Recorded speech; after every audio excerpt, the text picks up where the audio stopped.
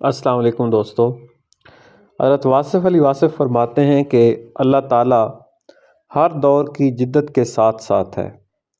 اللہ تعالیٰ یہ نہیں کہتا کہ تم غریب ہو جاؤ، پرانے زمانے کے ہو جاؤ۔ نئے دور تو خود آپ ہی پیدا کرتا ہے۔ کل یوم ہوا فی شان۔ تو وہ تو اتنی خوبصورتی والا اللہ ہے، پہاڑوں والا، پھولوں والا، کلیوں والا اور تتلیوں والا۔ سورج کا نکلنا ہی اگر آپ دیکھ لیں یا اس کے ڈوبنے کا منظر دیکھ لیں، وہ اتنا خوبصورت ہوتا ہے کہ آج تک اس کے مناظر ختم نہیں ہوئی ہے۔ سورج نکلنے کا منظر اگر کروڑ ہا دفعہ ریکارڈ کریں تو ہر دفعہ نیا ہوگا، اور ڈوبنے کا منظر بھی نیا ہوگا۔ بادلوں کے بڑے بڑے نظارے لوگوں نے دیکھے ہیں، فوٹو لیے ہیں، لیکن بادلوں میں آج تک اتنے نظارے پائے جاتے ہیں کہ کوئی حساب ہی نہیں۔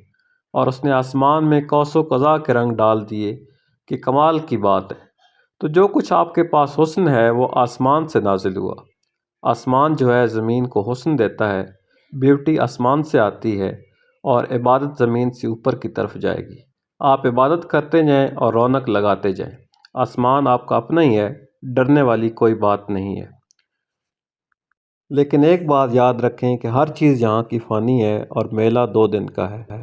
اور یہ بات یاد رکھنا کہ آپ کے پاس بہت تھوڑا وقت ہے، اور یہ جو 2 دن کا میلہ ہے اس کے بعد سب کچھ ختم ہو جائے گا۔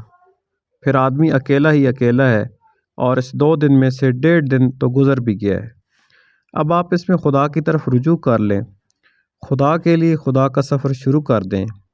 اپنے آپ کو اور اپنی تنہائی کو محفوظ کر لو، کیونکہ جب آپ کا آخری وقت آنا ہے تو آپ نے تنہا رہنا ہے، اور پھر آپ ہوں گے اور آپ کی تنہائی ہوگی، حساب کتاب ہوگا، کوئی آدمی ساتھ نہیں ہوگا، قبر ہوگی، تاریکی ہوگی، اور خدا جانے کیا کیا ہوگا۔ تو اس لیے اس وقت سے پہلے بہت کچھ کر لو، اور آج توبہ تو ضرور کر لو، کیونکہ اللہ تعالیٰ ہمارے گناہ معاف فرما دے گا۔ یا اللہ ہمیں اپنی طرف راستہ دکھا، اپنی منزل دکھا، اپنے محبوبوں کا راستہ دکھا، اپنا راستہ دکھا، ہم میں سے برائیاں دور فرما، ہمارے اندر جو آلائشیں ہیں ان کو دور فرما یا رب العالمین، اور ہمیں تو اپنا بنا لے۔